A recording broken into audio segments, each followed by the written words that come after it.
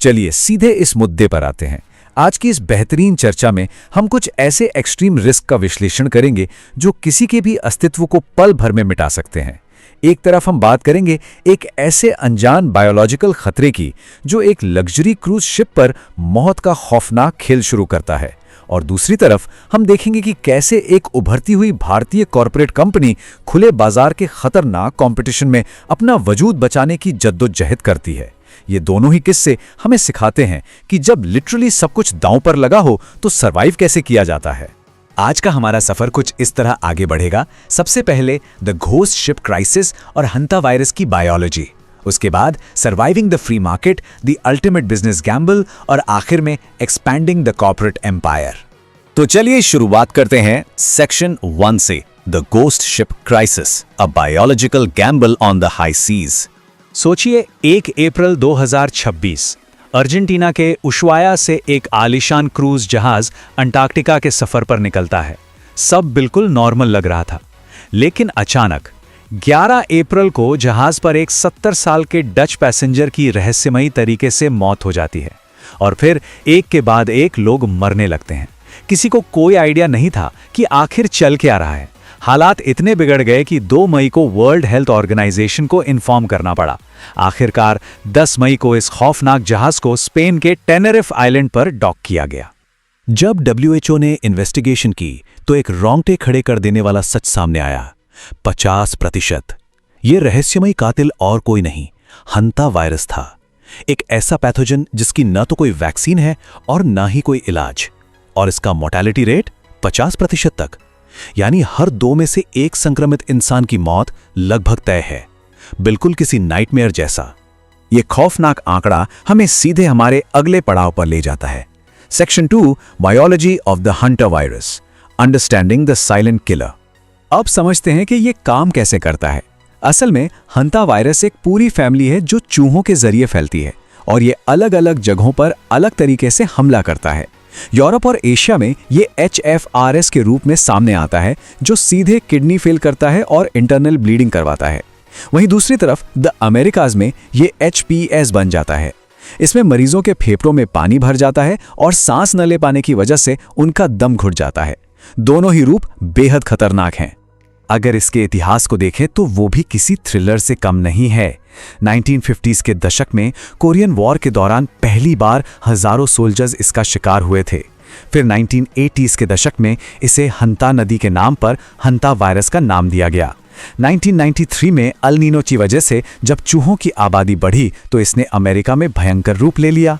लेकिन जो सबसे डरावनी बात है वो हुई 1996 में, एंडीज म्यूटेशन। अर्जेंटीना में इस वायरस ने अचानक म्यूटेट होकर एक इंसान से दूसरे इंसान में फैलने की क्षमता हासिल कर ली थी, और क्रूज शिप पर यही म्यूटेशन तबाही मचा रहा था। इसका इन्फेक्शन प्रोसेस इतना तेज होता है कि संभलने का मौका ही नहीं मिलता। स्टेप 1, चूहों या उनके अवशेषों के संपर्क में आना। स्टेप 2, आम फ्लू जैसा बुखार आना जो बिल्कुल नॉर्मल लगता है। फिर अचानक आता है स्टेप 3, सीवियर रेस्पिरेटरी या रीनल फेलियर। और आखिर में स्टेप 4, एक बहुत बड़ा मोर्टेलिटी रिस्क। ये बिल्कुल एक साइलेंट टिकिंग टाइम बॉम्ब की तरह है जो कब फटेगा किसी को नहीं पता। तो यहाँ एक बहुत गहरा सवाल उठता है, चाहे वो प्रकृति का कोई अचानक आया बायोलॉजिकल खतरा हो या फिर रातों रात बर्बाद होता हुआ कोई बड़ा बाजार, ऐसी एक्सट्रीम रिस्क वाली सिचुएशंस में आखिर सरवाइव कैसे किया जाता है। एक कदम आगे बढ़कर आइए एक अलग ही दुनिया के संकट को देखते हैं। बढ़ते हैं हमारे अगले हिस्से की तरफ। Section 3, surviving the free market, the Mahindra groups existential fight. 1990 के दशक की शुरुआत में आनंद महिंद्रा और उनकी कंपनी के सामने एक ऐसा ही जीवन मरण का संकट खड़ा था। कहानी शुरू होती है 1945 में एक steel trading company Mahindra and Mohammad के तौर पर। 1947 में पार्टीशन के बाद मोहम्मद पाकिस्तान चले गए और कंपनी का नया नाम पड़ा महिंद्रा एंड महिंद्रा।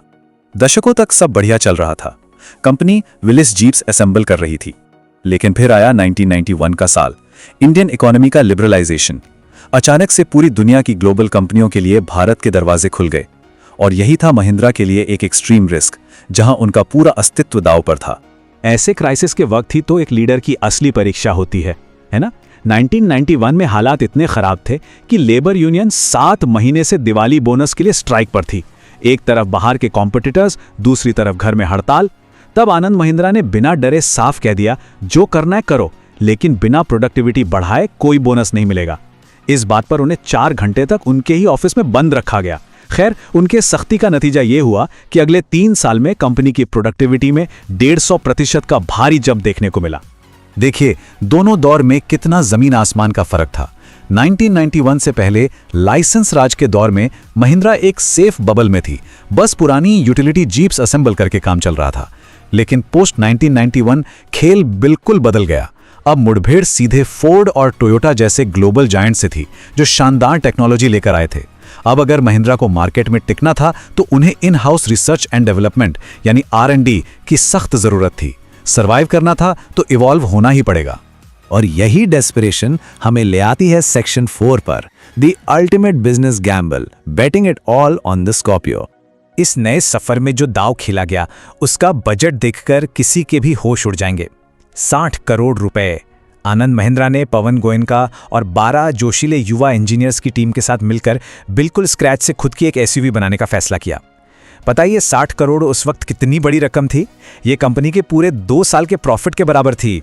आनंद महिंद्रा ने तो यहां तक कह दिया था कि अगर ये प्रोजेक्ट फेल हुआ तो वो अपनी पोजीशन से इस्तीफा दे देंगे। मतलब लिटरली सब कुछ दांव पर लगा दिया था। लेकिन कहते हैं ना, फॉर्च्यून फेवर्स द बोल्ड।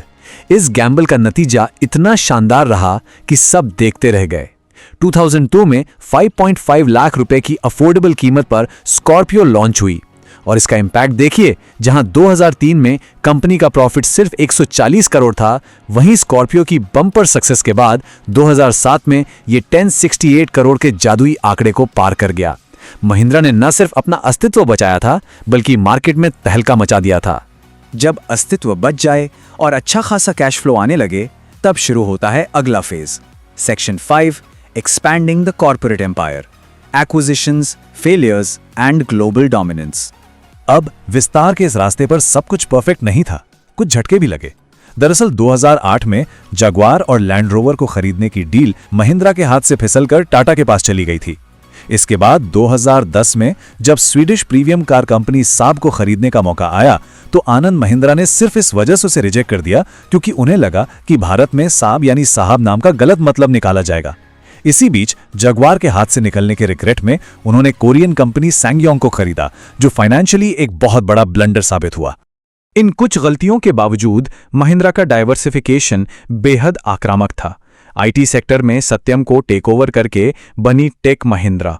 1985 में उदय कोटक की मदद करके कोटक महिंद्रा बैंक की शुरुआत। BAE के साथ पार्टनरशिप से महिंद्रा डिफेंस की नींव रखी गई, जो बुलेट प्रूफ गाड़ियां बनाती हैं। और तो और लग्जरी सेगमेंट के लिए मशहूर इटालियन डिजाइन कंपनी पिनिनफरीना का एक्विजिशन किया गया, जिसने बतिस्ता जैसी सुपर इलेक्ट्रिक कार बनाई। नतीजतन आज महिंद्रा ग्रुप 5 लाख करोड़ के मार्केट कैप वाली एक विशाल कंपनी है। और सबसे कमाल की बात इनका स्ट्रक्चर है। 50% रेवेन्यू ऑटोमोबाइल सेक्टर से आता है और बाकी का 50% टेक, फाइनेंस, हॉस्पिटैलिटी और डिफेंस जैसे सेक्टर्स से। ये एक परफेक्ट शील्ड की तरह काम करता है किसी भी इकोनॉमिक रिस्क के खिलाफ। तो चलिए पूरी चर्चा को समेटते हैं। हंता वायरस जैसी बायोलॉजिकल आपदाओं से लेकर 1991 के क्राइसिस तक वक्त के साथ खुद को अडेप्ट करना ही सर्वाइवल की इकलौती चाबी है। लेकिन सोचिए, आज अब टेस्ला जैसी ग्लोबल कंपनियां बाजार में एंट्री ले रही हैं, तो क्या ऐतिहासिक रेजिलियंस भविष्य में भी सर्वाइवल की गारंटी दे सकता है? वक्त का पहिया घूमता रहता है और आगे क्या होगा ये देखना काफी दिलचस्प रहेगा। उम्मीद है एक्सट्रीम रिस्क्स को नेविगेट करने का ये विश्लेषण एक नया नजरिया देने में कामयाब रहा होगा।